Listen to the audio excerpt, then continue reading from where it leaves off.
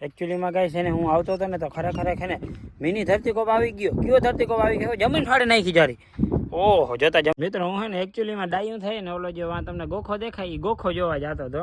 એમાં હે ને પગ તો જો બાહુબલી જેવા કરી મૂક્યા હે. એકચ્યુઅલીમાં મિત્રો છે ને આને કહેવાય બે મોઢાવાળી બંબોઈ. જોતા જાડી જાડી જો જાય જોતા વહી જાય ધીરે ધીરે. So hello guys, welcome back to another vlog and જય શ્રી રામ, જય શ્રી બજરંગબલી ડાયરાને સ્વાગત છે આપણા છોટુ સા વ્લોગમાં. તમને મારી પાછળ અત્યારે દેખાતો હશે અમારો બળદ. અને હવે અમે બળદને લઈને કીમણા જતા હશું. કંઈ વાંધો નહીં, વરસાદ થઈ ગયો ને તો અત્યારે વાડીમાં હરિયાળી હશે તો બળદને લીલું ચારવાનું છે એટલે બળદને આપણે ત્યાં જ રાખવાનો છે. આ તો ઘેર થોડો ટાઈમ સુધી ચુમાહા પૂરતા લઈ આવ્યા હતા. હવે બળદ રહેશે ત્યાં કેમ કે આપણા મજૂરી આવી ગયા છે. બિચારો છે ને જોતા હાવ એટલે હાવ ઓહરી ગયો છે જો. અને છે ને ગમે તે માંદો પડી જાય છે ને. તો હાલો આને બિચારાને છે ને ફટાફટ હવે આપણે વાડીએ મૂકતા આવી. મિત્રો વાગી ગયા છે 5 અને તમને એમ લાગતો હશે 5 વાગે કેમ બ્લોગ ચાલુ કર્યો હોય. આગળ રહેશો તો તમને ખબર પડશે 5 વાગે કેમ આપણે બ્લોગ ચાલુ કર્યો હોય. 5 વાગે વિડીયો ચાલુ કરવાનું કારણ એ હતું કે ને આપણે એક ઓટો ફાર્મિંગ માટે તમારા માટે બેસ્ટમાં બેસ્ટ વિડીયો લઈ આવ્યા છે. જે એક નવી ગાડી આવી છે નીનો, તો એની સ્પીચ તૈયાર કરતા હતા. અને આપણે છે ને આ લઈ આવ્યા અહીં ચોકલેટોની કોથરી આવે. ચોકલેટોની કોથરી છે એ આપણે દાડે વધારવાની છે કેમ કે છોકરા નારિયેલ ખાતા નથી, ચોકલેટો વધારે ખાય એટલે આપણે ચોકલેટોને રાખી દઈએ. હવે છે ને આપણે જવાનું છે આપણી વાડીએ. તમને ખબર હોય આપણે ગયા હતા બળદ મૂકવા. અને યાર આપણી રામપ્યારીની બિચારીની આ તમને કન્ડિશન દેખાડું તો તમને દુઃખ થાય. જોતા આ ટાયરમાં કંઈ રહ્યું નથી બિચારીનો. અહીં જતા ગારો જામી ગયો. પણ યાર ચોમાસું છે ને આપણે શું કરી જવારી નીચે જામી ગયો. અને પંખામાં નીમાં ક્યાંય હાવ જોવા પણ નથી. જોતા આ બધું આખું અહીંયા સુધી ગારો ચડી ગયો ભાઈ. પણ કંઈ વાંધો નહીં, હાલો જેમ બધાને વારો આવે ને એમ આનો નવરાવાનો વારો આવી જાય.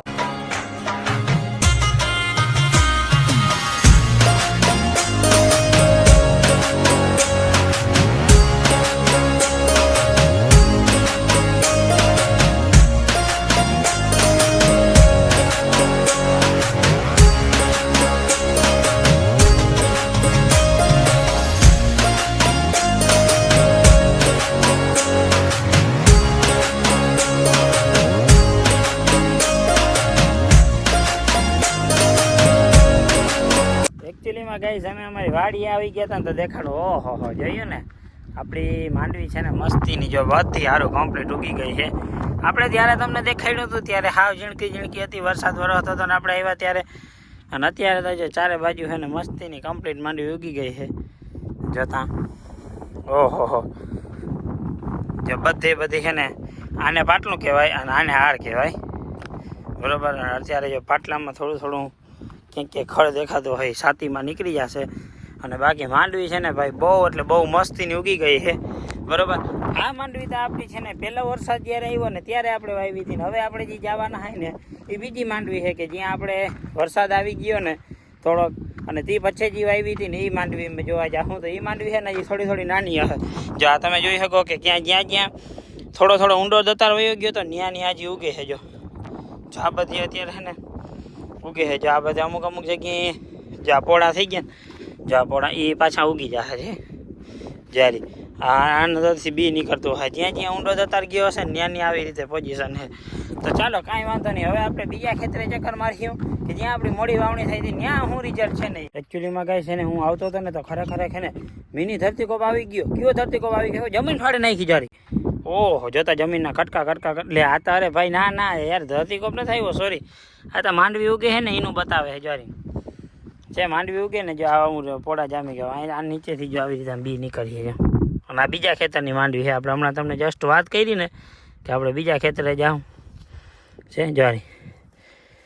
કેવા પોરા ઉપાડી લીધા જો. હવે આ ઉપર આવી જાય રેડી. અને જો તમને લાગતું હોય કે આમાં જો તમને સારું દેખાતી હોય મસ્તીની દેખાય કંઈ વાંધો નહીં, દેખાતી જોઈએ આપણે ભાભાની ખેતર શું કહીએ જેથી ગીમાય છે ને તમને દેખાડી દે. જો એને આપણા ભેગું જ વાવણું હતું. આપણે જેથી વાવણું હતું ને તેથી એને જો આમ લીલું છમ થઈ ગયું હે. હાલો એની માંડવી સરસ ઉગી ગઈ છે, આપણી ઉગી ગઈ છે. અને આ માંડવી છે ને હજી હાવ નાની છે, હજી આ ઉગવાની પ્રોસેસમાં છે. જો હજી આ બધા છે ને પોળા હજી પરા નથી ત્યાં છે જો આવી રીતે છે. ચાલો કાંઈ વાંધો નહીં, હજી આપણે આનાથી ઉપરની કટકી છે ત્યાં જવાના હોય. તો આપણે છે ને આપણે ભાભાની વાડીમાં ચક્કર મારતા હતા ને તો એને તો જો છે ને બિચારાને માંડવી બહુ ઈગી નથી. જો હજી તમે જોવો ને છોટા વચમાં એ અરુણા છે અને હારમાં છે ને બહુ ઉગાવો થયો નથી. હવેનું કારણ શું હોય એ બધું અકબંધ છે. હવે હું વાંધો આવ્યો હોય માંડવી ઉગવામાં જો છે, આમાં ક્યાંય સુધી આમ બહુ વ્યવસ્થિત ઉગલ નથી, હાર માનીમાં છે. પણ હવે આમાં શું વાંધો આવ્યો હોય, કેમ કે એની અવાર નવી બળી નાખેલી છે એનો વાંધો હોય કે બીનો વાંધો હોય કે વરસાદ વાવી લીધા પછી ફૂલ પડ્યો એના હિસાબે બી વફાઈ ગયું હોય. હવે બળના હિસાબે કે શું થયું હોય આપણે બહુ હજી અકબંધ છે. પણ આમાં છે ને જો હજી બહુ વ્યવસ્થિત ઉગી નથી, હજી થોડી થોડી ઉગે છે, પણ ખાલા બહુ જબરા છે. જો એક છોટા અહીંયા છે અને બીજો અહીંયા છે, આટલું ડિસ્ટન્સ છે એને બે વચ્ચે. અને આ જો આ હજી ઉગે છે એટલે એવું બધું છે. અને આ વાવણું છે ને એ આપણે જે ઓલી વાળી તમને આગળ વાળી દેખાય ને એના ભેગું જ હતું, પણ આ છે ને હજી જોઈએ એવું ઉગ્યું નથી. તો ગાઈસ એક જેટલા આપણા ખેડૂત મિત્રો આપણો વિડીયો જોઈ છે ને એને એક વિનંતી છે કે પ્લીઝ તમે કોમેન્ટ કરવાનું ભૂલતા નહીં કે હકીકતમાં આ માંડવી છે એ કયા કારણેથી નથી ઉગી. જો અમુકને ખબર હોય, મેં વરસાદ કેવો પડ્યો તો એ તમે આગળના વિડીયોમાં જોઈ લીધો હશે. અને એ વરસાદ નડી ગયો હે કે બીમાં કંઈ રહી ગયો હે કે શું થયો હે, જે પણ જાણકાર હોય ને એ જરી કોમેન્ટ બોક્સમાં લખવાનું ભૂલતા નહીં. મિત્રો હું હે ને એકચ્યુઅલીમાં ડાયું થાય ને ઓલો જો તમને ગોખો દેખાય એ ગોખો જોવા જતો હતો. તો એમાં હે ને પગ તો જો બાહુબલી જેવા કરી મૂક્યા હે, આખા ગારા ગારા વાળા કરી દીધા ને અહીંયા તો જો વેચ વેચે ખુદી પગ ગરી ગયા હે ભાઈ. અહીંયા હે ને આ બધું જીરી જીરી થવાય અને આ બધો મરી મસાલો આવ્યો હતો એટલે અહીંથી જો માંડવી ઉગવાની બંધ થઈ ગઈ છે, કેમ કે ધૂળ વધારે પડી ગઈ છે. એકચ્યુઅલીમાં મિત્રો છે ને આને કહેવાય બે મોઢાવાળી બંબોઈ, જોતા જાડી જાડી જો જાય, જોતા વહી જાય ધીરે ધીરે ભાઈ.